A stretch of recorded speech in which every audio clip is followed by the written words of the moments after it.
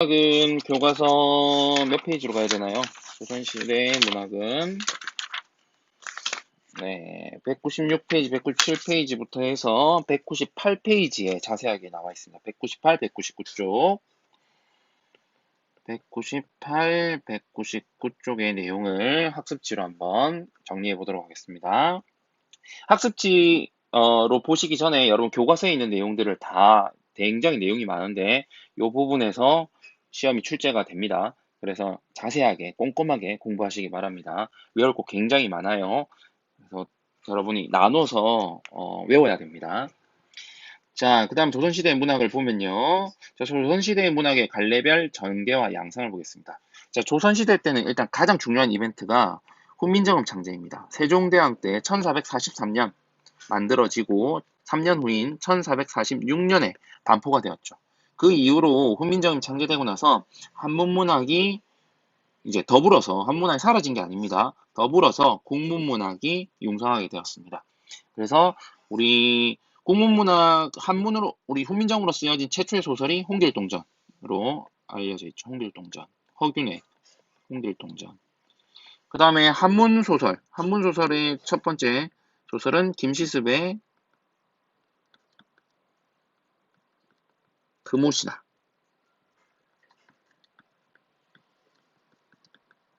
최초의 한문소설, 그 다음에 최초의 한글소설. 참고로 알아두시고요. 자, 서정문학부터 보겠습니다. 조선 전기는요, 조선 왕조 개국의 정당성을 밝히고 번영을 송축하기 위해서 다양한 형식의 악장이 창작되었습니다. 이 또 갈래죠. 그래서 악장이라고 하는 갈래에 우리 앞에서 용비어천가 했었죠. 용비어천가.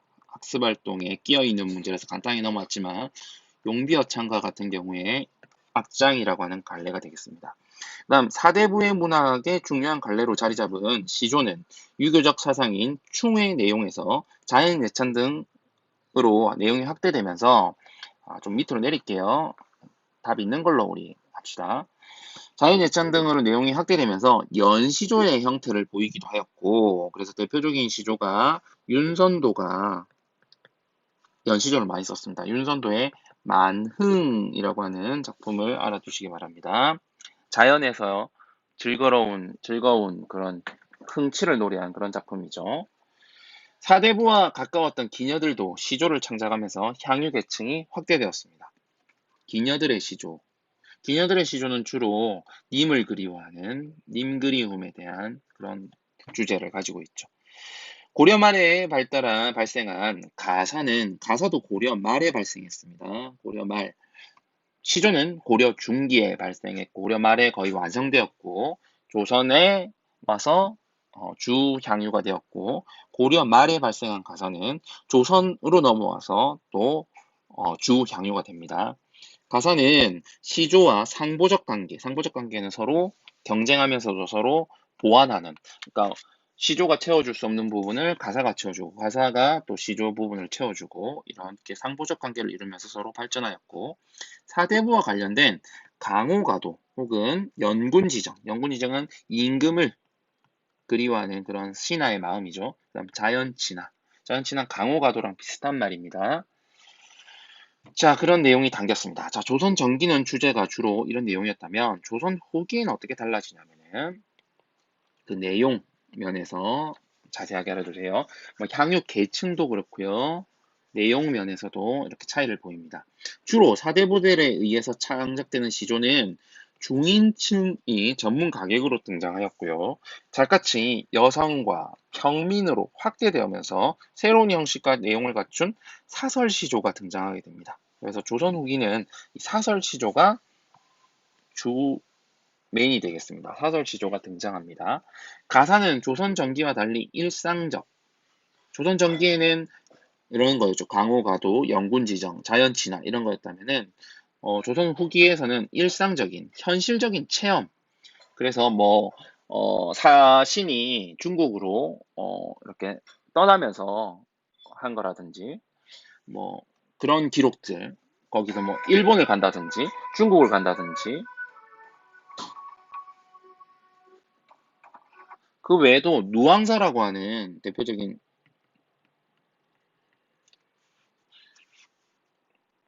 그런 가사도 있는데요. 뭐, 좀, 자기가 궁핍하게 살아가는 그런, 내용을 또 담고 있습니다. 아주 가난한 가운데서 살아가는 그런 내용도 있고요. 그 외에도 이제 여성이 작가층이 등장하면서 규방 가사, 대표적으로 허난설원의 교원가가 있습니다. 교원가.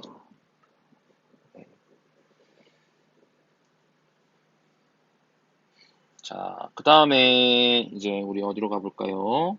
조선 서사문학에서는 조선 전기는 설화문학, 폐관문학, 가전 등의 발달에서 과정에서 전기적 요소를 지닌 전기적 요소라고 하면은 판타지적인 비현실적인 판타지적인 요소를 지닌 한문 소설이 등장하면서 고전 소설이 시작됩니다. 이 한문 소설은 대표적인 게 어떤 게 있을까요?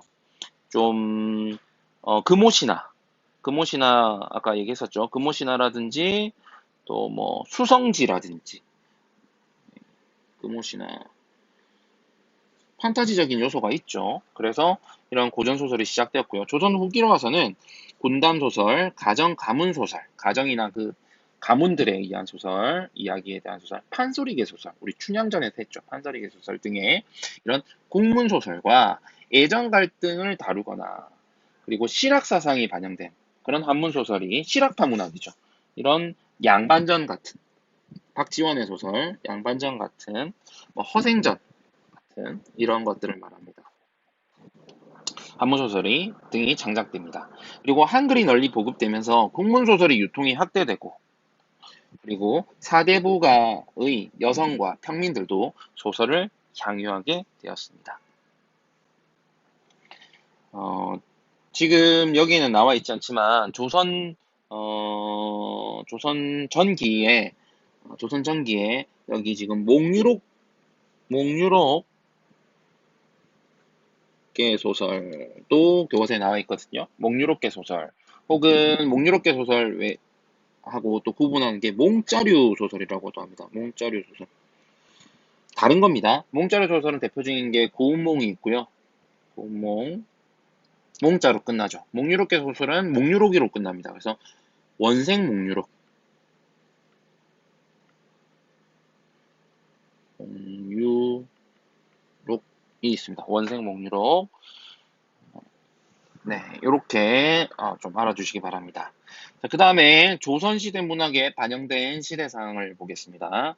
조선시대 당시에 그 문학의 시대상을 반영하고 있겠죠. 자, 일단 대표적으로는 유교적 사상, 유교 중에서도 성리학이 수용됩니다. 조선 전기에는 성리학을 받아들였던 신진사대부들에 의해서 문학에 도를 담아야 한다는 입장에서 세상을 바로잡는 실천적 활동과 문학을 연계시키면서 활발한 창작 활동을 이어나가게 되었습니다. 그러다가 임진왜란과 병자호란을 거치면서 병자호란 임진왜란에서 우리나라가 승리했다고 말하기는 하지만 역사에서는 굉장히 피해가 컸죠. 그래서 그 병자호란 임진왜란의 그 패배 이후에 그 전쟁을 배경으로 한 비범한 주인공의 활약. 여기 대표적인 게 박시전 있죠. 박시전. 박씨 부인전인 박시전. 그 박씨 부인이라고 하는 여성 히어로가 나와서 다 무찌르죠. 이런 작품이 있고요. 그 다음에 이런 승리를 다룬 소설이 많이 창작되었고 전란을 계기로 성장한 민중의 의식은 무능한 지배층에 대한 비판, 유교적, 가부장적 가치관에 대한 거부로 드러납니다.